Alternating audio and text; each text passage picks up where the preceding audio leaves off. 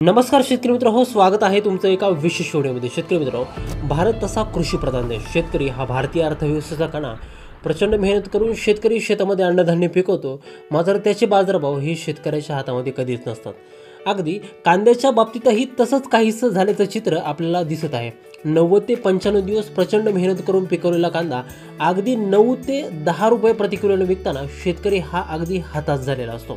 या भावानं एकतर त्याचं भांडवल देखील फिटणार नसतं, कांद्याचे बाजारभाव कधी वाढणार हा शेतकऱ्याला सतावणारा एकमेव प्रश्न, कारण याच उत्पन्नावरती त्याचं सर्व अवलंबून असतं।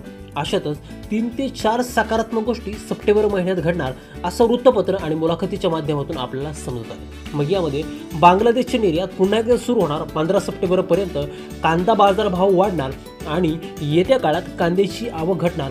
हे सगळं असं असताना देखील खरंच सप्टेंबरमध्ये कांद्याचे बाजारभाव वाढणार की अजून पडणार, या संदर्भात एक नवीन अपडेट त्या ठिकाणी आपण पाहणार आहोत। त्यामुळे व्हिडिओ अगदी शेवटपर्यंत काळजीपूर्वक पहा आणि चॅनलवरती जर नवीन असाल तर चॅनल सबस्क्राईब देखील करा। शेतकरी मित्रो, कांदा भारतीय खाद्य संस्कृतीतील एक महत्त्वाचा घटक, अगदी लोकल लेवल ते कॉर्पोरेट जगतामधील लोक कांद्याचं सेवन अगदी आवडीने करतात। परंतु असं सगळं असताना कांदा उत्पादक शेतकरी नेमका हताश का आहे? कारण की कांद्याला बाजारभावच नाही। तसं पाहायला गेलं तर कांदा हे काही शेतकऱ्यांचं पारंपरिक पीक, मात्र यावर्षी लागवड जास्त प्रमाणात असल्याने कांदा आवकही त्या ठिकाणी वाढली आणि आवक वाढल्यामुळं मागणी आणि पुरवठा यांचं गणित बिघडलं आणि कांदा बाजारभाव घसरले।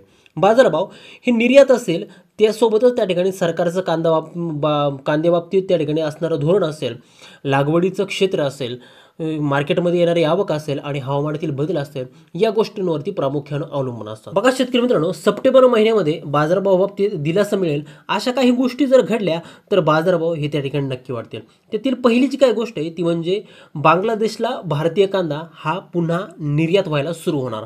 आता नजीकच्याच काळामध्ये बांगलादेशनं पुन्हा भारतीय कांदा हा त्या ठिकाणी मागवलेला आहे। सध्या बांगलादेशच्या लोकल मार्केटमध्ये जर का पाहिलं तर 70 ते 80 रुपये प्रति किलोने कांदा हा त्या ठिकाणी विकला जात आहे। लवकरच तो 100 सुद्धा ओलांडेल आणि बांगलादेशमध्ये एकच महागाईचा त्या ठिकाणी भडका उडेल आणि यामध्ये त्यांना एकच मार्ग दिसतोय, तो म्हणजे भारताचा कांदा हा आयात करणं। परंतु ह्या वेळेस बांगलादेश जवळजवळ 4 लाख मेट्रिक टन एवढी मोठी ऑर्डर देण्याच्या तयारीत आहे, असं वर्तमानपत्रांच्या माध्यमातून त्या ठिकाणी आपल्याला समजत आहे। आणि एवढी मोठी ऑर्डर जर मिळाली तर कांद्याचे बाजारभाव सप्टेंबर महिन्यामध्ये नक्कीच वाढून जातील।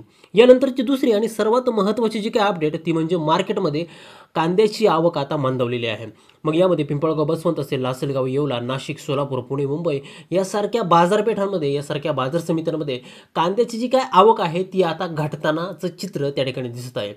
म्हणजेच या ठिकाणी शेतकऱ्यांकडे असणारा जो काही कांदा आहे तो एकतर शेतकरी मार्केटमध्ये आणत नाही किंवा शेतकऱ्यांकडे असणारा कांदा हा संपलेला आहे।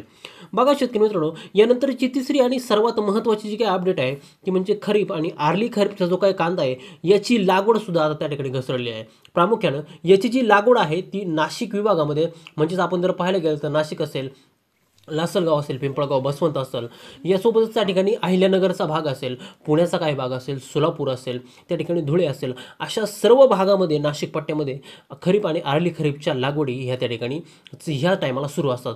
परंतु असं चित्र निदर्शनास आलं की गेल्या वर्षीच्या तुलनेमध्ये यावर्षी जी काय खरीप आणि आर्ली खरीपची जी काय लागवड आहे, ज्याला की आपण लाल कांदा म्हणतो, ती लागवड यंदा त्या ठिकाणी घसरलेली आहे।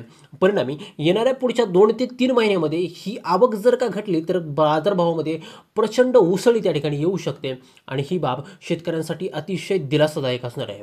बघा शेतकरी मित्रांनो, तुमच्याकडे जर का अजूनही कांद्याचा साठा शिल्लक असेल तर रोजचे बाजारभाव रोज पाहणे आणि त्यानुसारच कांदा विक्रीचा निर्णय घेणे हे आताच्या क्षणाला तुम्ही त्या ठिकाणी करू शकता।